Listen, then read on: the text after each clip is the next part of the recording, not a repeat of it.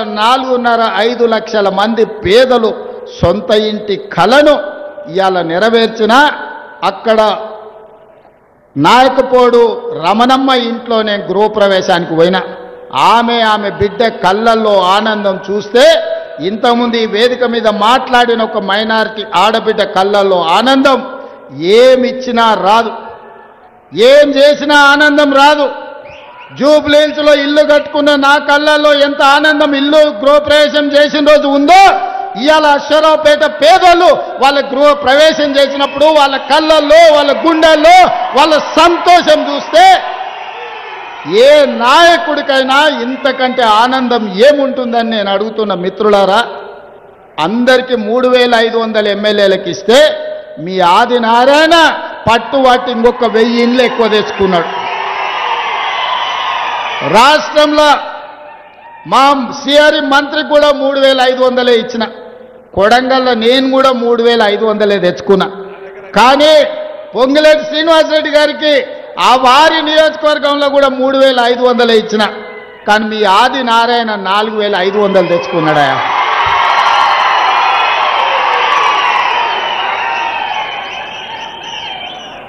కొంతమంది నాయకులకు పేదరికం ఒక ఎక్స్కర్షన్ లాంటిది.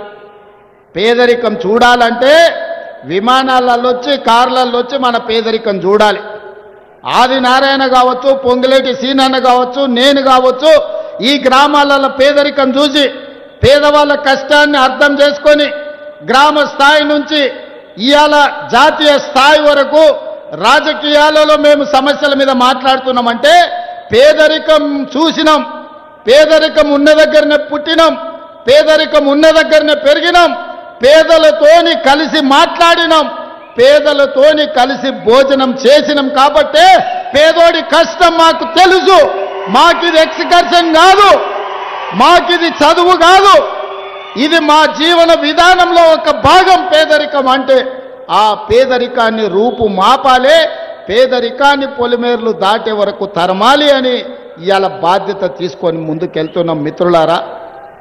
అందుకే ఆనాడు మీరు ఆలోచన చేయండి, పోడుపూళ్ళ పట్టాలు రాజశేఖర రెడ్డి గారు ఇచ్చిండ్రు, ఇందిరమ్మ ఇండ్లు రాజశేఖర రెడ్డి గారు ఇచ్చిండ్రు, రేషన్ కార్డులు రాజశేఖర రెడ్డి గారు ఇచ్చారు, ఫీజు రియంబర్స్మెంట్ రాజశేఖర రెడ్డి గారు ఇచ్చారు, ఆరోగ్యశ్రీని రాజశేఖర రెడ్డి గారు ఇచ్చిండ్రు, రైతులకు ఉచిత కరెంటు రాజశేఖర రెడ్డి గారు ఇచ్చిండ్రు.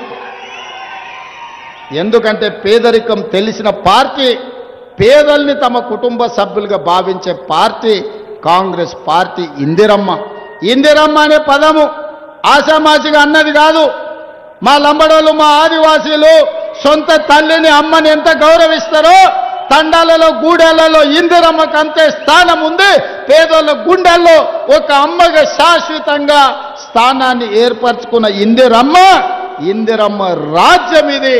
అందుకే ఇవాళ ప్రతి పేదవాడికి 10 ఏళ్ళు రేషన్ కార్డు ఎట్లుంటుందో తెలియదు, కొత్త కోడలు వస్తే లెక్కలో లేదు, పిల్లని మన బిడ్డను ఆ ఇంటికి పంపిస్తే అక్కడ లెక్క లేదు, ఇక్కడ తొలగించలేము, అక్కడ చేర్పించలేము. మన ఇంటికి కొత్త కోడలు వస్తే మన ఖాతాలనే లేదు. ఆ రేషన్ కార్డుల కోసం కళ్ళు కాయలు కాసేలాగా పేదలు ఎదురు చూసారు. అందుకే ఇవాళ లక్షలాది రేషన్ కార్డులు ఇచ్చినాం, లక్షలాది ఇందిరమ్మ ఇండ్లు ఇచ్చినాం. ఈ ఇండ్లు ఇవ్వడమే కాదు, ఆనాడు దొడ్డు